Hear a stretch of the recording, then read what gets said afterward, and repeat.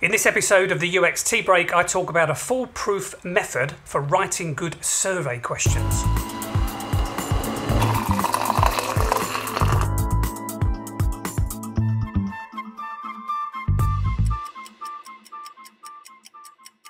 I was asked this question in a training class by Grace Hall. Grace said, "My boss has asked me to do a survey with our customers.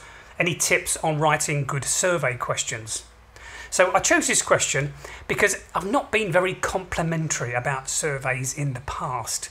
In other videos, I've said most researchers will be better off running a field visit or a usability test rather than a survey, and I stand by that, but that doesn't mean I'm anti-survey.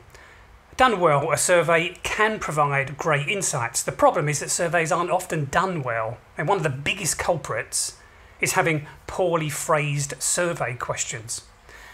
Everyone thinks they're good at asking questions, but the fact is that creating good survey questions is hard. Even a simple question like, "Do you know the time?" can be answered in different ways. You might answer, "It's 10 a.m. But you could also answer, "It's tea time." Let's be honest, it's always tea time. Or you could just answer, "Yeah, I know the time." The point is, different people interpret the question in different ways.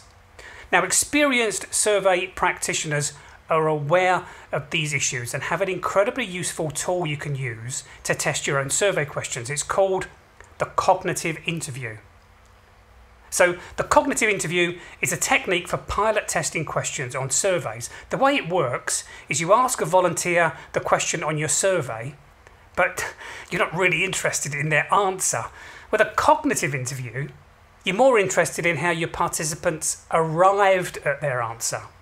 In some ways, a cognitive interview is similar to a usability test. You ask a participant to think aloud as they try to answer the question. Here's how to do it. You ask your volunteer your survey question and you show them the response categories you've provided. Then you wait for the answer. Once the participant's answered, you then ask 3 questions one by one. First, you ask in your own words, "What's this question asking?" Then you ask, "How did you arrive at your answer?" And finally, you ask, "How sure are you of your answer?" Let's take a topical question like, "How many times have you talked to a doctor in the last year?" Imagine we ask our participant that question, and let's say they choose the option on our survey labelled 1 to 4. Remember, we're not so much interested in their answer as in how they arrived at their answer. So after our volunteer has answered, we first ask, in your own words, "What's this question asking?" This question helps us discover if the volunteer has interpreted the survey question in the way we intended. So let me give you an example. When I pilot tested the doctor question with a volunteer just now, I discovered a few problems. My volunteer wasn't sure if she should count visits to the doctor's surgery when she saw the practice nurse but not the doctor, or if she should count those times when she talked to the doctor about her child's health rather than her own. Next we ask, "How did you arrive at your answer?" So taking our doctor question, appointments can be easy to forget, particularly if they happened more than a few months ago.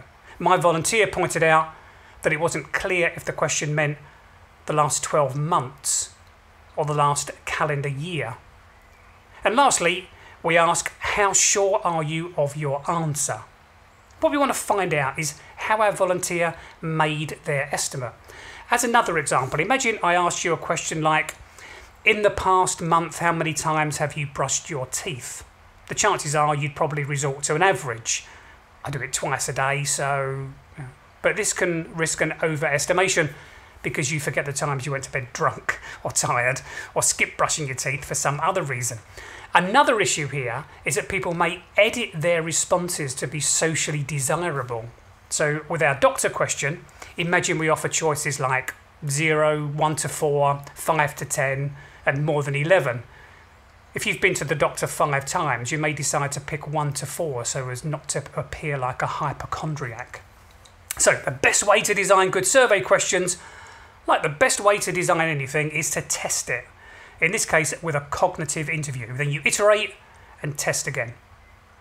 So I hope you found this useful. If you have a question you'd like me to answer, write it in the comments below.